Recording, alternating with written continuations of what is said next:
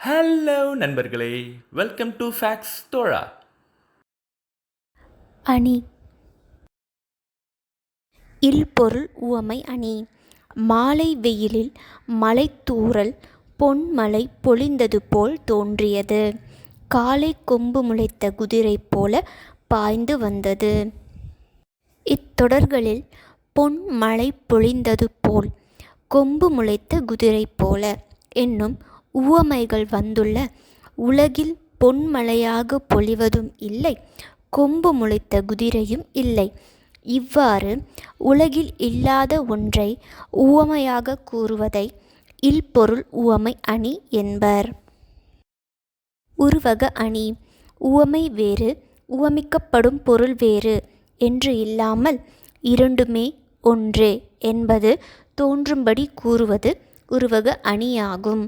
இதில் உவமிக்கப்படும் பொருள் முன்னும் உவமை பின்னுமாக அமையும். எடுத்துக்காட்டு: தேன் போன்ற தமிழ் என்று கூறுவது உவமை அணி ஆகும்.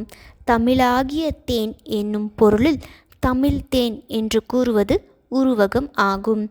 வெள்ளம் போன்ற இன்பத்தை இன்ப வெள்ளம் என்று கூறுவது, கடல் போன்ற துன்பத்தை துன்பக்கடல் என்று கூறுவது உருவகம் ஆகும். ஏகதேச உருவக அணி. அறிவு என்னும் விளக்கை கொண்டு அறியாமையை நீக்க வேண்டும். இத்தொடரில் அறிவு விளக்காக உருவகப்படுத்தப்பட்டுள்ளது. அறியாமை இருளாக உருவகப்படுத்தப்படவில்லை. இவ்வாறு கூறப்படும் இரு பொருள்களில் ஒன்றை மட்டும் உருவகப்படுத்தி மற்றொன்றை உருவகப்படுத்தாமல் விடுவது ஏகதேச உருவக அணி ஆகும். எடுத்துக்காட்டு: பெருமைக்கும் ஏனை சிறுமைக்கும் தத்தம் கருமமே கட்டளை கல். இதன் விளக்கம்: வள்ளுவர் மக்களின் செயல்களை பொன்னின் தரத்தை அறிய உதவும் உரைக்கல்லாக உருவகம் செய்துவிட்டு மக்களது உயர்வையும் தாழ்வையும் பொன்னாக உருவகம் செய்யவில்லை.